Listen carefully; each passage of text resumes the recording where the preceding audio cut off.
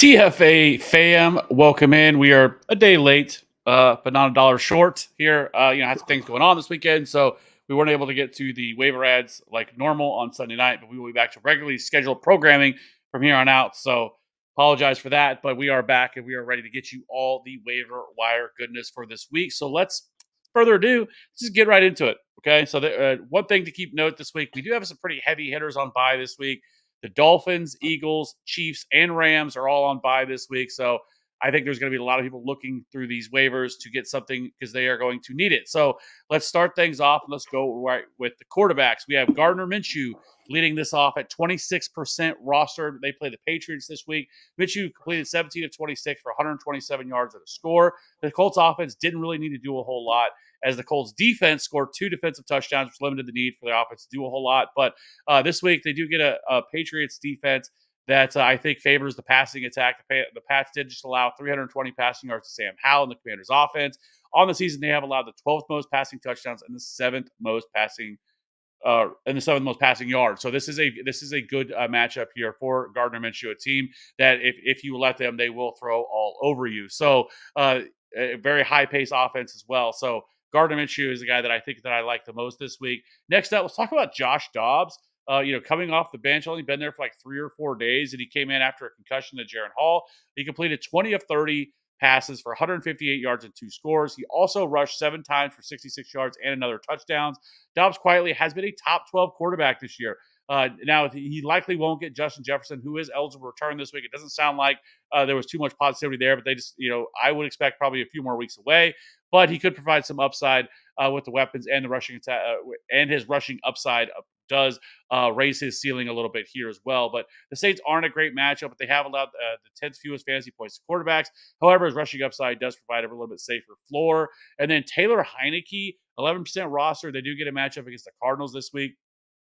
He's going to be harder to trust because we are dealing with Arthur Smith here, but he had a decent day against the Vikings on Sunday, throwing for 268 yards at a score. I don't think he has a high ceiling here, but he does get a Cardinals defense that has yielded the 5th most fantasy points this week. And and just to note, we should see Kyler Murray return this week as he has reached the final week. He has to be activated. And today, head coach did come out and say, Jonathan Gannon did say that they are expecting him to start this week. So that is good news there. And if he is sitting out there, I just want to say he definitely should be picked up. But he was rostered in like 60-some% of leagues. So if he is sitting out there, Kyler Murray would be at definitely the top of this list.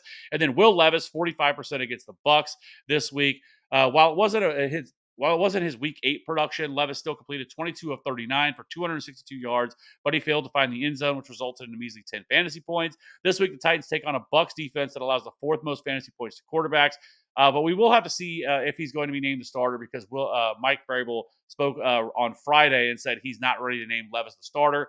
I don't know why. It makes no sense to me. Ryan Tannehill was absolute ass before this. Cheeks, booty. And there's no reason Will Levis should not be the starter with this team moving forward. But it doesn't seem like Mike Vrabel is all in on Will Levis. So that is something we're going to have to monitor. And then the other option I think you could look at would be Mac Jones versus Indianapolis. But it's harder to trust, though it is a great matchup. Mac Jones, not somebody that you feel great about playing. And then Baker Mayfield versus the Titans is the other matchup there that I think you could look at the target here. So I did want to mention those two as well.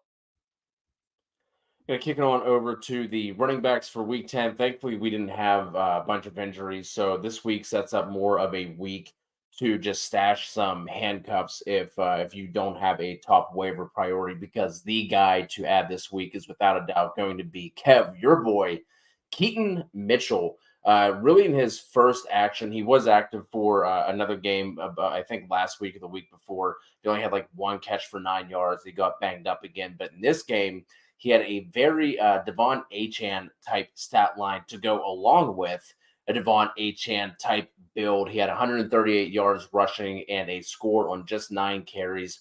For those of you who are unfamiliar, he is undrafted out of East Carolina, ran a 4.37 at 5'8" and a $179.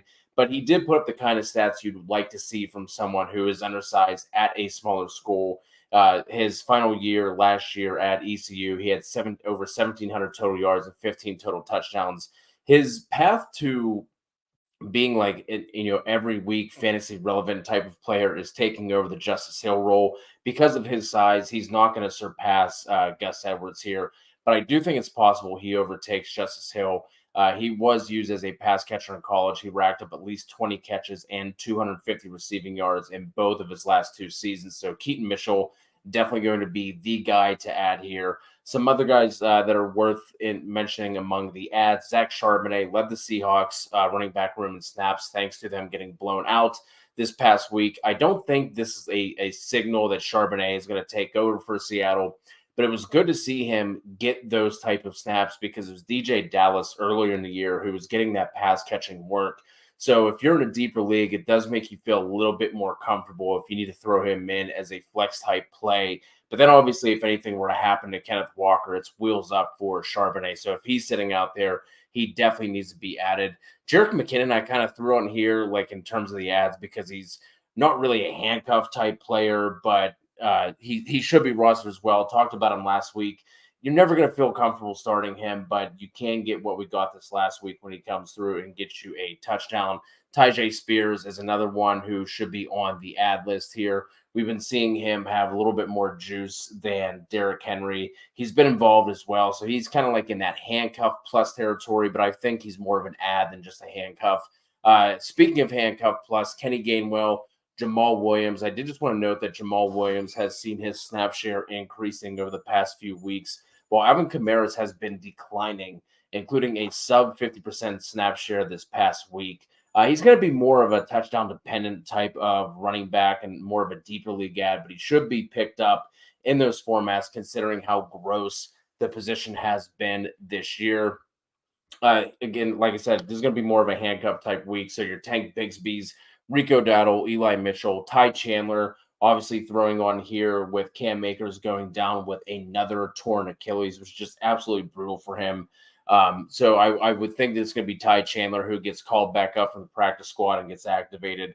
Is going to be the guy here behind Alexander Madison. And then on the watch list, he's probably going to be more of an ad in really deep leagues, but Leonard Fournette.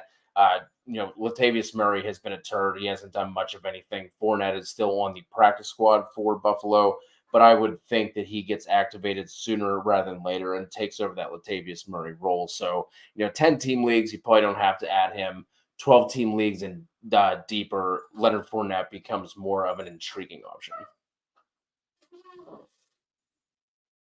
Yeah, I would mention Antonio Gibson as another option here. I know a lot of people have dropped him, but I think he's somebody that I would actually look to add. He's been heavily involved in the passing game, and I mean, he had one of his best games on this past Sunday, almost 80 yards in that game. But his involvement in the Woo! passing game is what would make me really look to him as a decent option here. So I would include Antonio Gibson, and you have to figure at some point, like, do they give him more carries? Like, this is a player in the past that has been able to handle a heavy workload.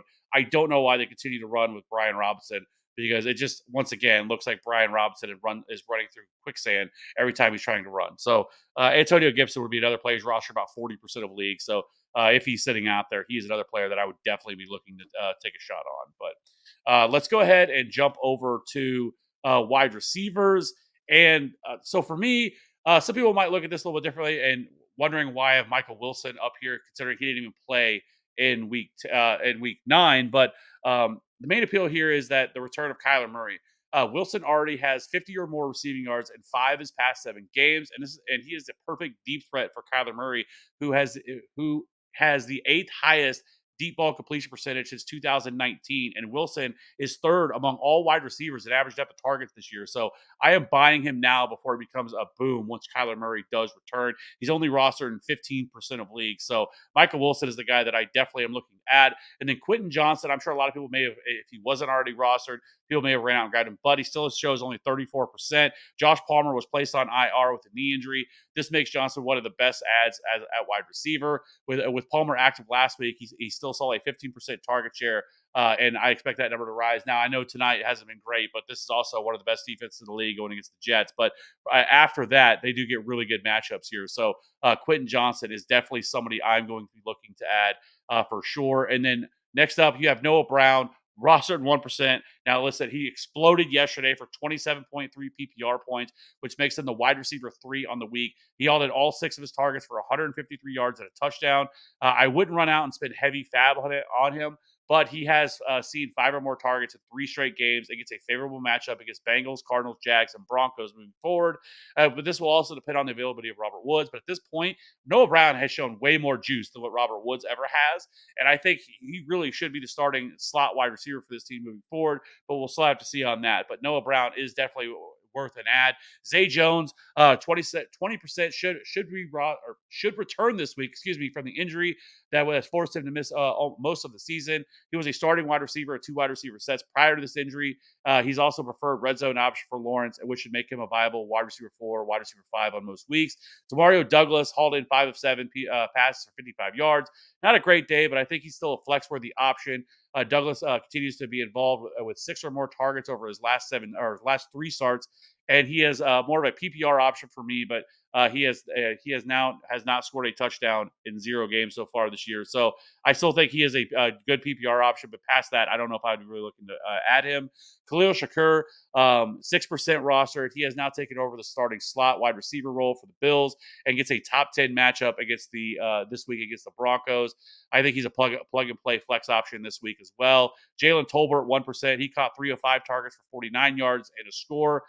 This was far and away his best start of his career. Tolbert was a 3rd-round pick last season, but could finally be getting his shot in the offense with Michael Gallup and Brandon Cooks really struggling. Tolbert actually leads Tolbert actually leads the trio in yards per route run. We have seen Tolbert take a step. Jesus Christ. This is why this was talking about doing tough live. We have seen Tolbert start to take snaps away from Gallup. This is where you'd edit and not call this stuff out, but we can't do that. So take snaps away from Gallup in recent weeks. I don't think Tolbert is a must-add, but is a decent stash to see if he continues. Cedric Wilson also is a good stash for me. He has now played 50% or more of the snaps over the last 3 games. He also saw a sharp increase in 11 personnel and saw Berrios play less than 50% of the snaps. With Waddle dealing with various injuries, Wilson could be a nice stash here. Wan'Dale Robinson, he has to be pretty fucking desperate at this point because this offense looks terrible, but I really don't love it, but PPR formats. Daniel Jones is out for the year with a torn ACL. Tyrod Taylor is on IR with a rib injury. This leaves Tommy DeVito, which sounds more like a character from The Sopranos rather than an NFL quarterback. He did record 4 catches for 35 yards at a garbage time touchdown, but this team feels like a disaster the rest of the season. Would have to be a pretty desperate to consider adding him, but I did put him on here, but I don't love it. You have to think that they're going to go out and add another quarterback or something like that because I don't see them being able to do this. I think a couple other guys you could talk about here. Donovan Peoples-Jones, that trade that happened, we haven't got to see him within this offense yet because the Lions were on bye. But I think he could actually be the guy that takes over that deep threat role that they have. Jameson Williams really has done nothing. And then you have the other option there of Josh Reynolds, who has had some boom and bust games. Hunter Renfrow could possibly start to see more involved now that the offense and Josh McDaniels is gone. So I do kind of like him as kind of a stash. And Cedric Tillman is also the beneficiary of Donovan Peoples-Jones leaving. He played last week, didn't really do anything, but they didn't have to do anything through the air either. So, but those are the guys that I think you really would look to add in deeper formats. Going to wrap it up with the tight end streaming options for Week 10. Kicking off, the guy that is going to be the one you want to add here is going to be Trey McBride. Now, he was just above or just under, however you want to look at it, the 50% threshold that I look for whenever we're putting together these lists. He was sitting at like 47, 48% ownership in ESPN leagues. But if he's out there and available, he needs to be picked up. You might even see him potentially get dropped by some people who aren't paying attention because of the stats from this past week. But those can be absolutely thrown away with Clayton Tune throwing for 58 yards on 20 pass attempts, which is just absolutely bonkers. So with Murray coming back, we know that McBride is going to be the guy at tight end, at least for the next couple of weeks until Ertz comes back.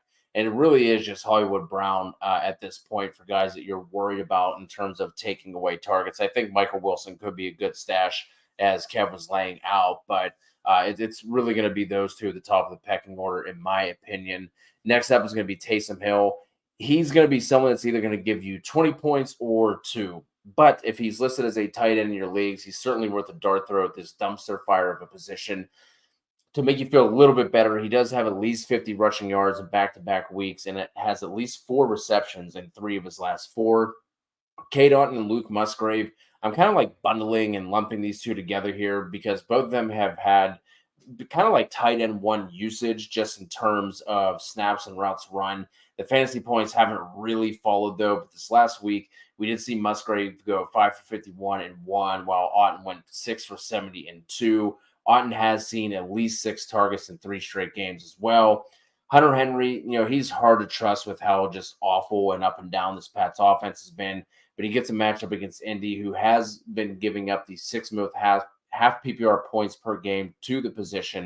And then speaking of hard to trust, we have Jonnu Smith, who somehow now has 3 tight end one finishes on the year, had 100 yards and a touchdown this last game, and he has seen at least 5 targets in 6 of his 9 games. But if McBride is sitting out there, he is definitely the one to pick up and hold going forward. I will mention, I think Jonnu Smith also, if he's sitting out there, only rostered 28% of leagues. I said it. Pay attention when I talk. I didn't see him on your list. Oh, I didn't write him down, but I did say his name. So, sorry. There you go. Well, you didn't have Noah Brown on your list, so. Well, anyways. Can't be pointing fingers. Well, anyways, let's see. Do we have any questions in here or no? Let's see. I thought there was one. I saw something in here. Yeah, we did. Ridley and Warren for Pacheco.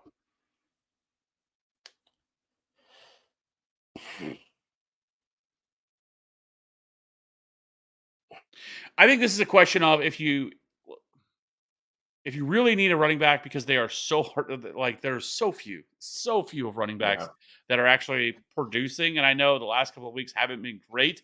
It's also some of that's matchup based and just the way the kind of things have went. I think better days are ahead for Pacheco. Now, I will say, coming out of their bye, they do get the Eagles, which is one of the worst matchups you could possibly get. But after that, their schedule really lightens up, and they have one of the easiest schedules remaining. So, but it is tough, obviously, giving away. You feel like Calvin Ridley could be really selling low, and then Jalen Warren continues to produce, even with Najee Harris starting to play better. So it is a tough one. But I think if you're absolutely desperate for a running back, I think I would do it. Yeah, I agree with you. If you need running back, and it's quite possible. It's just been an absolute dumpster fire out there for the most part this year at running back. I mean, so many running backs have failed to really produce anything, and then you have guys like Bijan Robinson, but it's not. And people are going to knock Bijan for this. It has nothing to do with Bijan Robinson and everything to do with Arthur Smith. I don't know what, like, Arthur Smith is just gone off the rails for the most part. What was it? They had the ball at the goal line, didn't even have Bijan in the game the entire time for that, and just doing a bunch of weird things. And I don't know. It's like he thinks he's the smartest guy in the room at all times, and he just continually proves why he's not. But yeah, but thankfully, we haven't had any major, at least any starter running back injuries recently. So that's positive. We should be starting to get like Devon Achane back here within the next week or two. So that's good as well for guys like that. Khalil Herbert should be soon to be coming back as well. So David Montgomery should be back after this bye, hopefully. So I think at least the position should look a little bit better. Yeah. On that note, something we could probably add to our shows is talking about guys that you can drop. Jeff Wilson is one of those guys. You can drop Jeff Wilson, not just because of the bye week, but because you have Achane coming back. And this past game, we saw Savon Ahmed playing ahead of him anyway. So he's someone that could be on the cut. You're talking about Arthur Smith. It reminded me of this tweet I saw from Adam Levitan. Carries from inside the 10-yard line this season. Tyler Algier has 10. Bijan has 2. 2 carries inside the 10, and then targets inside the 20. Jonnu Smith has 6, and Kyle Pitts has 4. Yeah, it doesn't make any sense. We spend a high pick on Bijan Robinson, and we're just not going to use him, right? I mean, and Kyle Pitts. Yeah. Thankfully, though, because Arthur Blank will not fire him in season unless things just get really bad. The bad part, though, about this is simply the fact that that their schedule is so easy the rest of the season that they'll probably end up winning enough games where somehow they'll end up bringing him back when they shouldn't. Because They get Arizona this week, and then they go on bye. Then after the bye, they get the Saints, the Jets, the Bucks, the Panthers, the Colts, the Bears, and then the Saints again. So a very winnable schedule, but I hope every single time that they play that they lose. And I'm sorry if you're a Falcons fan and you hear me say that, but I just hate Arthur Smith. It's like Adam Gase and all these other bad coaches that we see that ends up keeping a job when they shouldn't. And it's not just about fantasy football; it's just the way that like so damn condescending as well. Like I said, like he just thinks he knows everything, and then continually shows that he doesn't. So, anyways, I think that's enough rambling for now. Hope everybody has a good rest of the week. We'll be back again real soon with our rankings video. We go live again on Wednesday night. Or actually, are we going to do Friday this week? Because we had talked about it pre-buy. Yeah, we can do that. So we're talking about trying to do some other content and then go live on Friday. We'll figure it out. But we'll be live again this week to answer everybody's questions. So hope everybody has a good rest of the week. And hopefully you won this week. If not, we'll check back in this week to get that dub for this week. So everybody have a good night. We'll see you very soon. Bye.